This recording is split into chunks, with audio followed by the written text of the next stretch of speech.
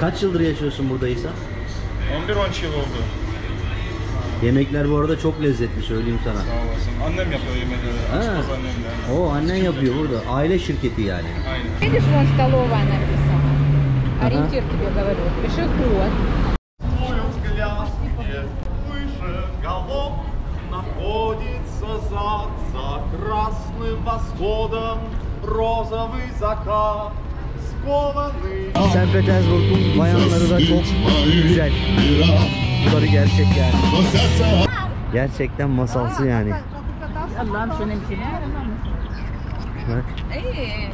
Evet arkadaşlar, söylediğim gibi St. Petersburg'a geldik. Şimdi Yandex taksiden taksimizi çağırdık her zamanki gibi. Birazdan taksimiz gelecek ve gideceğiz. Otelimiz merkezde. Otelimize gideceğiz şimdi. Tabii biz taksiyle gidiyoruz ama isterseniz tabii şu gördüğünüz 39 numarayla da şehir merkezine kadar gidebiliyorsunuz otobüsle. Ya da metro var. Metro 1 ve metro 2 hatları var. Bu hatlarla da isterseniz şeye gidebilirsiniz. Şehir merkezine ulaşabiliyorsunuz tabii. Evet, İstanbul'dan St. Petersburg'a geldik. Şimdi gördüğünüz gibi havaalanındayız. Taksimizi bekliyoruz. Tabii taksi burada birazcık daha pahalı. Krasnodar'a göre haliyle. Büyük şehir. Söylediğim gibi Rusya'nın en büyük ikinci şehri. Dolayısıyla fiyatlar biraz daha yüksek diye tahmin ediyorum. Şimdi bir minibüs çağırdık. Bekliyoruz.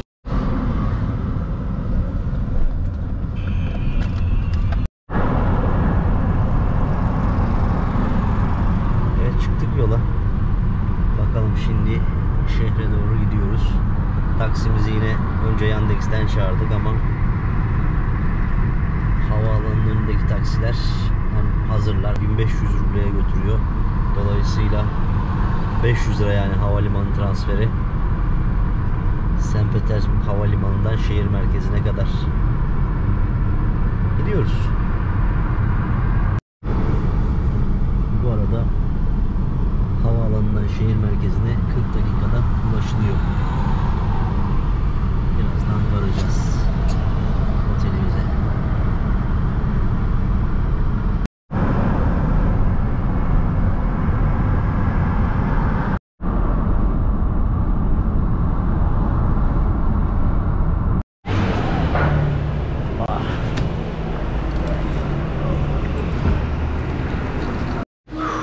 Otele geldik.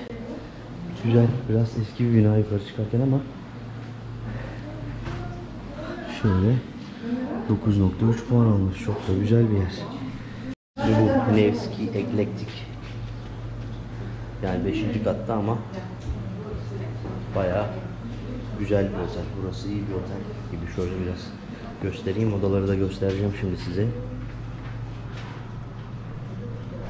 Odamız güzel. Oda bayağı güzel.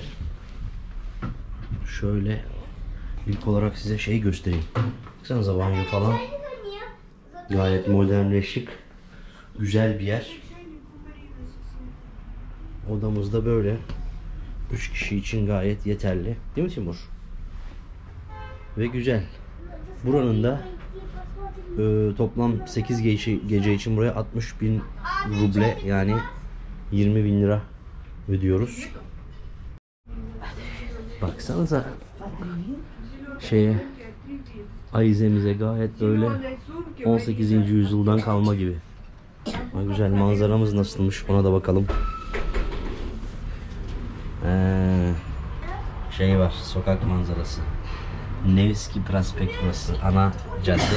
Birazdan zaten çıkacağız. Bakacağız şimdi buralara. Yani böyle güzel bir otelde kalıyoruz yine. Baksanıza, ayizemiz falan gerçekten o da yani güzel. Sevdim, bakalım.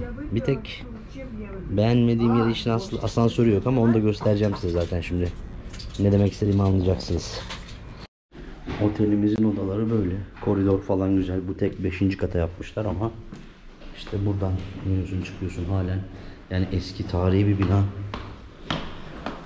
Asansörü yok. Böyle iniyorsun.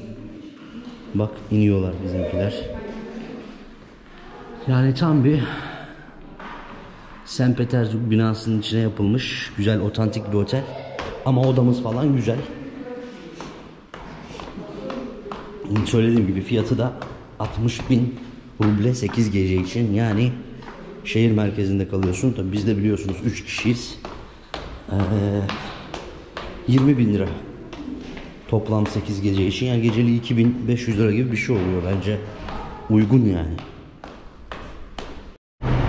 Otelimiz burası. Eklektik otel. Tam böyle merkezde. Ana cadde üstünde. Girişi de burası. Şimdi yemek yemeye gidiyoruz. Bakalım bir şeyler yiyelim. Bir şeyler bulursak yiyelim. Ve ondan sonra tabi buraları size yavaş yavaş gezdireceğiz artık. Böyle bir yere geldik. Stalava'ya buranın ismi. Yani lokanta diyebiliriz. Böyle açık ev yemekleri gibi satıyorlar bakalım. Это тоже куриная, да? Нет, это говяжья фрикаделька с картошкой. Говяжьи. Говяжья фрикаделька с картошкой. Нужно ягодный одну тоже. Возьми ему еще вот яблочный Вот сок. это яблочный. Да, Ага. возьми ему еще. Bu elmalı. Давай. Сметану положить? Сметану. Так, а где ваш Чуть-чуть, да, pожалуйста. Ben de şöyle şeyli, böğürtlenli falan alayım. Evet. Spasiba. Bu arada hemen bir dolma aldım. Beyaz lahana dolması. Bir de samsa, yani tavuklu poğaça diyebiliriz ya da börek diyebiliriz. Bir meyve suyu. Şimdi burada bir köfte.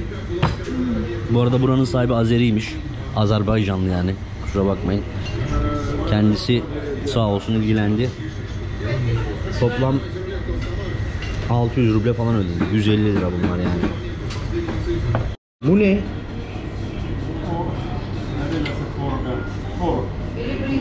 Ha, tvarojni sır değil mi bu? Tamam. Bu şey, anladım. А где ты принял уже? Kek gibi ama tatlı. Bu arada ismin neydi kardeşim senin? İsa. İsa. Memnun oldum. Ben de Selçuk. Memnun oldum. Kendisi Azerbaycanlı arkadaşımız.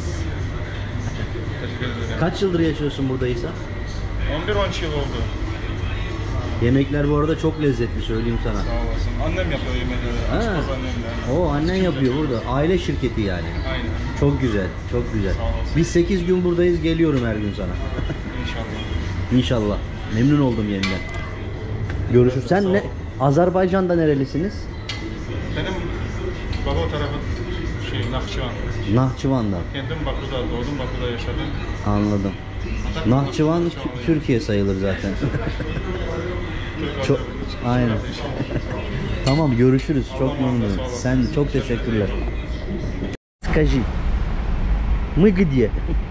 На Невском. Невска. Хорошо. Невский проспект. Это тут. Да, да. Мы туда едем, да? Или? Да. Смотри, чтобы ты ориентировался. Мгм. Вот ты запомнил, да? Да. Видишь, вон столовая написана. Ага. Ориентир тебе говорю. Пешеход, столовая, флаг висит. И дальше наш отель. Ты запомнил? Да, я запомнил. Помню. Смотри, что сюда идет из транспорта. Запоминай, на всякий случай. Поворачивай. Смотри, дальше вот, видишь, запоминай просто картинки. Еда. Да, ничего страшного. Грузинская кухня, вот хинкали. Ага, хинкали Вот, там. вот. Пошли дальше покажу. Davay. Biraz etrafı gezelim şöyle. Yani oryantasyonunu sağlamam için burayla ilgili bilgileri veriyor sağ olsun Sveta da bizimle. Böyle, burası Nevski Bulvarı. Останавливайся. Вот, смотри, троллейбус едет мимо, Мгм. турецкая кухня. Aha, вот это. Увидел, да, он написано, видишь? Türk restoranı da var orada. Evet. Turkish European Cuisine. Neyse, daha yeni Türkiye'den geldik. Bugün Rus mutfağından yedik. Невский туда пошел. Туда он ушел. Там Невский вот туда, Да, да? да, да. Мы сейчас сюда. вот сюда идем с тобой. Ага. Давай. Там твой сын по карете лазит. Мой взгляд нет выше голов, находится зад за красным восходом, розовый закат, скованный. Evet arkadaşlar, yine buraya geldik. Kışki, yani Ponçik. Burada yani St. Petersburg'da ünlü. Здравствуйте. Bakalım hem de Timur'da yer mi? С конфетами? Ну, значит, с маршмеллоу. Малышу какао с маршмеллоу и 2 булочки, да, для этого? Сколько будешь кушать? Я не знаю, как это большой или маленький. Покажите ему, он не знает, что это. Пончик, вот такая. А, пончик, я могу один кушать, да? Тогда 2 штучки ему, потому что малыш может. Все. Что Это еще будешь пончик, пить? пончик, да? Капучино, Капучино. американо. Что Americano давайте, Значит, пожалуйста. получается одно какао, одно Evet, burada şimdi bir ponçik yiyeceğiz, yani ponçik. Ayrıca burada böyle meyve suları da var. Nektar,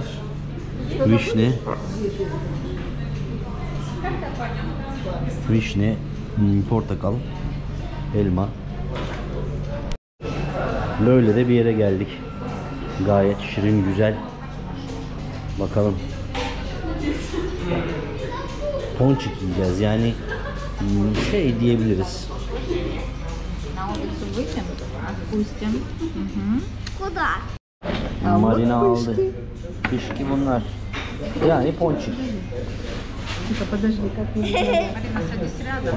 Да. Ye bakalım. Вот умница. Ничего страшного. Это вот. Merak ama lezzetli, güzel. Тимур. Evet, burada yedik ponçikilerimizi. Şimdi otobüsle şehrin ana merkezine doğru gideceğiz. Bakalım, bugün bu zaten ilk günümüz. Artık buraya gelişimiz. Şehri biraz yavaş yavaş tanımaya başlıyoruz. Ondan sonra tabii bütün her şeyleri göreceğiz, gezeceğiz. Yaklaşık bu arada 8 gün burada olacağım arkadaşlar. Dolayısıyla bayağı bir gezeceğiz. Ardından da eğer fırsat bulabilirsem Moskova'ya gitmek istiyorum. Yani buradan geri dönüşte Krasnodar'a trenle döneceğiz. Ama işte ben Moskova'da inip birkaç günde belki oralarda sizlere bir şeyler, sizleri oralarda gezdirmeye çalışacağım. Bakalım. Şimdilik planımız bu. Her yerde olduğu gibi burada da tabii büyük bir trafik problemi var zaten. Büyük şehir. Böyle bakın. Остановка для автобус и троллейбус. Это маршрутный лист троллейбуса, Hı. а там автобус. А там автобус, вот zеленый. Bu yeşil olan tabela var orada. Yeşilli yani yazıları. O otobüsün bilgilerini veriyor. Bu da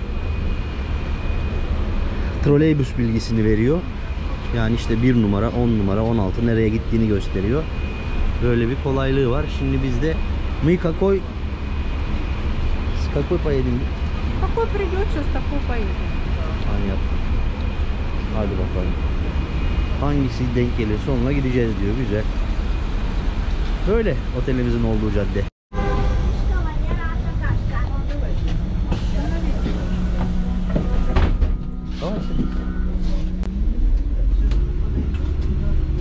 Makineyi devriyorsunuz ya da kondüktör vardı galiba. O da alıyor ücreti.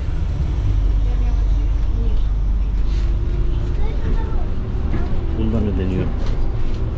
Tabi burada yani buranın kartı olması gerekir. Çünkü Türkiye'deki kartlar artık geçmiyor burada. Bu arada bakın, burada isterseniz telefonunuzu da şarj edebiliyorsunuz yolculuk ederken. Süper uygulama yani. Düşünsene, hemen burada telefonla şarj ediyorsun. Сколько стоит? 65 гривен. 50 metre. 65 rubleymiş bir yön yolculuk. Krasnodar'da 45 ruble. Arkadaşlar otobüs bileti de bu. Aldığınızda size bunu veriyor. Yani bindiğinizde, ödediğinizde bunu kaybetmemeniz gerekiyor. Ederseniz yani ödenmediğinizi düşünüp ceza bile alabilirsiniz. O yüzden bunu kaybetmeyin.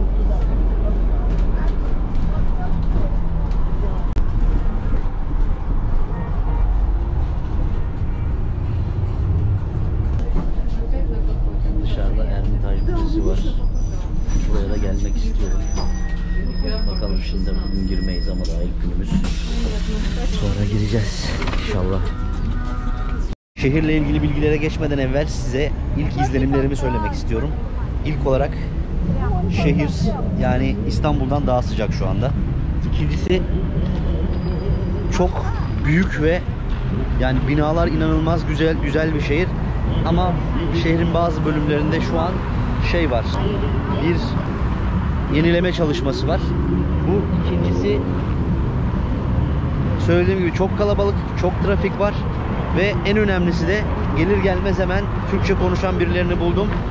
Çok fazla Türkçe konuşanlar var. Yani Azerbaycanlılar var ya da işte Özbekler, Türkmenler gibi Türkçe konuşan Türkiye Cumhuriyetlerden insanlar var. Bu da çok güzel tabi. İlk izlenim olarak bence çok güzel bir zaman geçireceğiz. Harika bir şehir. Şimdi tabi bugün bazı yine şehirle ilgili temel olarak önemli ilk günde gezilecek yerleri bir göstereceğim. Daha sonrasında işte söylediğim gibi hemen yan tarafında Ermitaj Müzesi var. Birçok müzeye veya işte önemli yere beraber gideceğiz. Söylemeden geçemeyeceğim. Dedim ya hem kalabalık hem de patok. Yani ilk izlenim olarak şunu da söyleyeyim, gerçekten St. Petersburg'un bayanları da çok güzel. Bunları gerçek yani.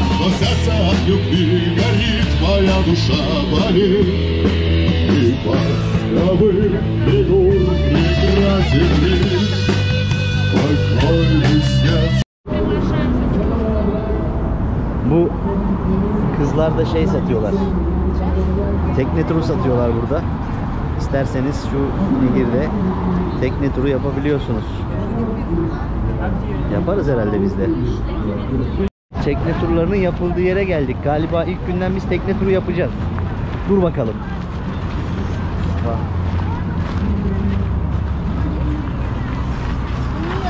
Marina, как называется эта река? Нева. Нева. Neva. Да. Хорошо. На ударение. Нева. Neva. Nehrin ismi Neva'ymış arkadaşlar. Neva Nehri. Burada işte böyle şeyler yapıyorlar. Tekne turları yapıyorlar insanlar özel ya da toplu şekilde. Size hem şöyle biraz etrafı göstereyim hem de şehirle ilgili artık birkaç bilgi vermek istiyorum. St. Petersburg şehrin ismi bildiğiniz gibi ve Rusya'nın Finlandiya sınırına yakın bir bölgesinde, yani kuzeybatısında yer alan bir şehir ve Rusya'nın da ikinci en büyük şehri Moskova'dan sonra. Ve tabi aynı zamanda Moskova'dan önce, daha doğrusu Çarlık Rusyası zamanında Çarlık Rusyası'nın 200 yıl başkentliğini yapmış olan bir şehir St. Petersburg. Söylediğim gibi Moskova'nın 715 kilometre kuzeybatısında bulunuyor ve Rusya'nın ikinci, Avrupa'nın da dördüncü en büyük şehri. Baltık Denizi ve Neva Nehri kenarında kurulmuş olan, 42 adacıktan kurulmuş olan bir şehir. Yani ilk kurulurken, işin aslını söylemek gerekirse, Venedik ve Amsterdam örnek alınarak bir şehir oluşturuluyor. 16 Mayıs 1703'te Rus Çarlığı'nın Avrupa'ya açılan kapısı olması amacıyla kurulmuş olan bir şehir. 1914 ve 1924 yılları arasında, yani çoğunluğu 1. Dünya Savaşı ile Rus İç Savaşı'nın kapsadığı dönemde Rusya'nın Almanya ile savaşmasından dolayı Almanca St. Petersburg ismi terk edilerek Petrograd olarak adlandırılmış bu şehir.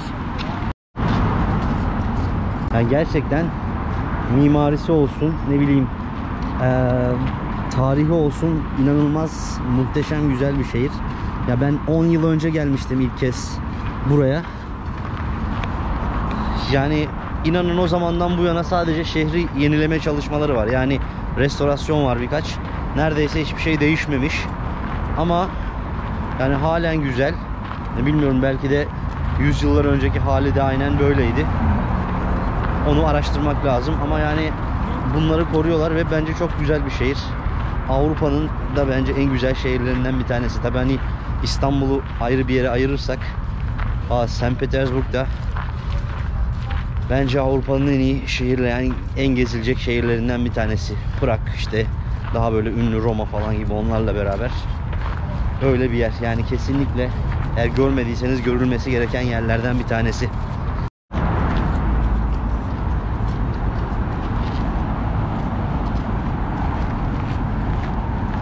1917 Büyük Ekim Sosyalist Devrimi, yani Bolşeviklerin isyanından sonra Bolşevikler Moskova'yı başkent yapmışlar. St. Petersburg artık başkent olmamış. Ekonomik ve siyasi açıdan Rusya'nın en büyük ikinci kenti durumunda St. Petersburg yüzyıllardır. Evet, şehirle ilgili ilk bilgiler, genel bilgiler bu şekilde. Şimdi biz şöyle uygun fiyatlı, daha uygun fiyatlı yani bir şey arıyoruz. Tekne turu arıyoruz. Tekne turu yapacağız inşallah. Hadi bakalım. 190 ruble diyor. Bakalım. Bir girelim.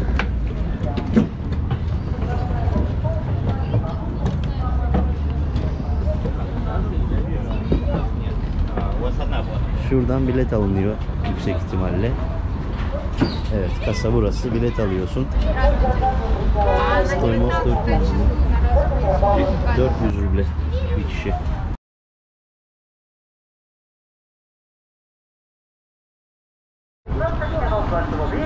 Biz bugün tekne turumuzu tuttuk. Yani daha ileriki bir tarih için.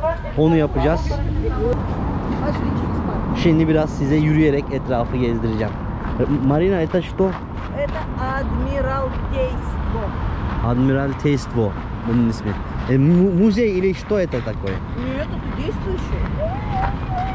Морской флот. Офис Адмиралтейства. Понятно, понятно. Это работает, это офис действующий. Еще работает, да? Конечно, это работающий учреждение. Burası yani deniz komutanlığı.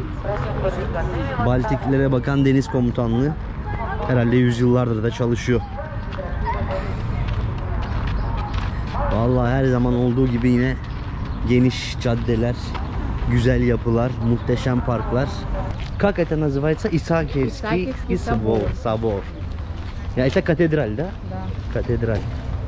Evet ya, masal gibi arkadaşlar, baksanıza, hem yani şehir hem de önünde at arabası var falan, sanki orta çağda bir yere ışınlandık gibi. Bakalım karşıya geçelim. Girebilecek miyiz? Girebilirsek orayı da göstereyim size, içeriden göstermeyi istiyorum. Bakalım, baksanıza ne kadar güzel bir yapı. Это по-русски как, Marina? Карета. Kareta. Kareta. At arabası. Bak böyle hoponopof şeylerle de, otobüslerle de isterseniz şehir turu yapabiliyorsunuz. Yani gerçekten turistler için muhteşem bir yer. Baksanıza karetaya. Çok güzel abi ya. Gerçekten masalsı yani. Allah'ım şunu bir şey. Bak. ايه المهم اقول لك شوف بقى شوف طيب هذا الفيديو. Mimariye hayran kalmamak elde değil. Muhteşem bir şehir ya. Bilmiyorum yani, etkileyici bir şehir bence. Daha ilk günden bu intibayı bırakması süper. Gezeceğiz, göreceğiz. Tamamıyla keşfedeceğim buraları. Yani bir Roma tapınağı gibi falan da duruyor böyle. Sanki antik zamanlardan kalmış gibi. Heybetli.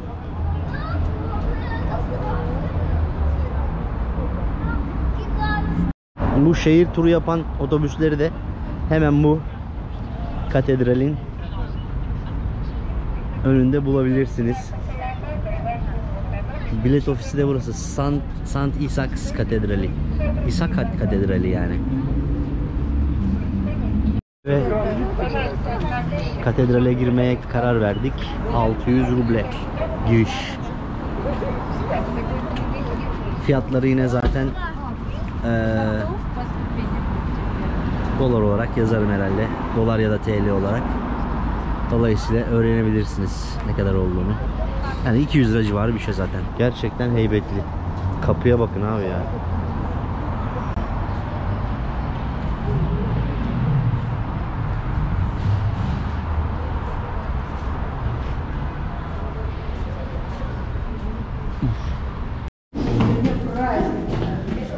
Buradan yukarı doğru çıkacağız. Bugün Fransa, Paris'te Montmartre'da da çıkmıştım aynen bu şekilde. Tabi o biraz daha dardan. Arkadaşlar yukarıda müze var ve bir panorama meydanı var. Onu görmeye çıkıyoruz. Katedralin en üst katında. Güzel olacağını düşünüyorum. Başardık. En yukarı çıktık.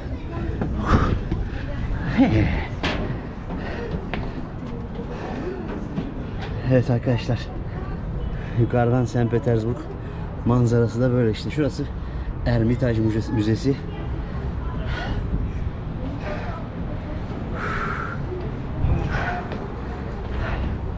Vallahi yorucu.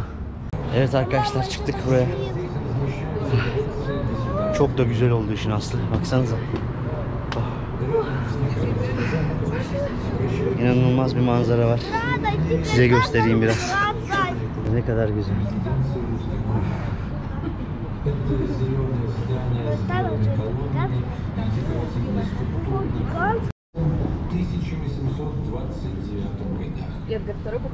Прежде в этом здании размещалось также Министерство иностранных дел. Müzeyle ve katedralle ilgili bilgi veriyor. Arkadaki anonsu duyuyor musunuz bilmiyorum. Muhteşem ya. Şehrin muhteşem bir manzarası var buradan. Çıktığımıza değdi. İniyoruz arkadaşlar. Yani kaç merdiven çıktık vallahi sayamadım ama herhalde bir 300-400 merdiven vardı. Şimdi de buradan aşağıya iniyoruz. Güzel bir St. Petersburg manzarası eşliğinde.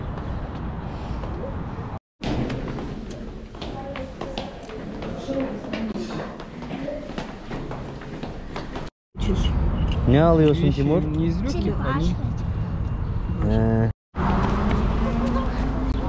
Yayalar yola çıkar çıkmaz duruyorlar ve nasıl tuvalet?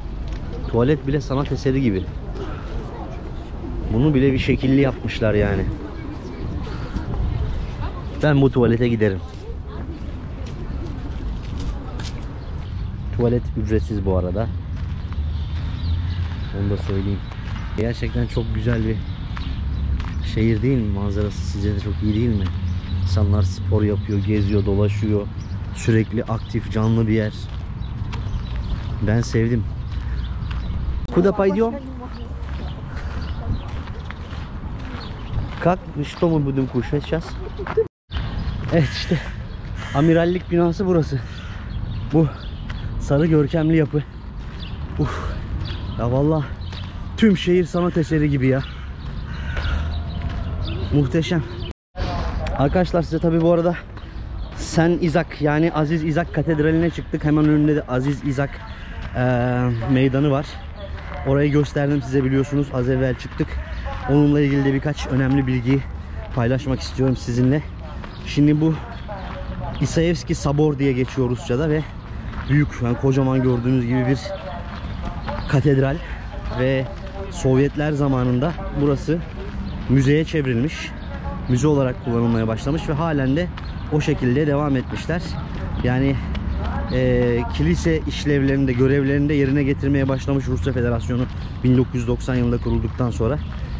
Ama tabi tam anlamıyla şey olarak nasıl söyleyeyim size, yani kilise olarak hizmet vermiyor. Bir müze, halen bir müze ve 2017 yılında Rusya Federasyonu, yani daha doğrusu St. Petersburg valisi buranın yeniden Ortodoks Kilisesi'ne geçmesini teklif etmiş. Fakat halk burada müze olarak kalsın diye görüş bildirmiş ve vazgeçmişler.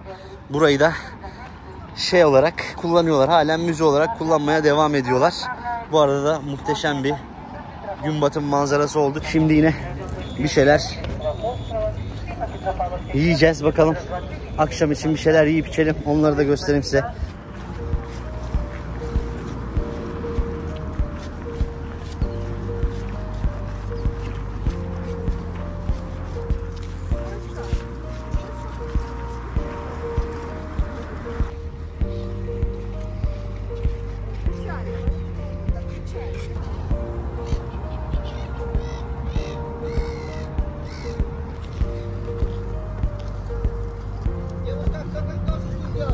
İşte buraya geldik. Bu manzarada yemeğimizi yiyeceğiz. Daha doğrusu atıştırmalık bir şeyler alacağız. Şu şekil, şu hanımefendinin yediği gibi. Manzaramız da böyle. Çok güzel ya. Hakikaten çok güzel bir şehirmiş ya.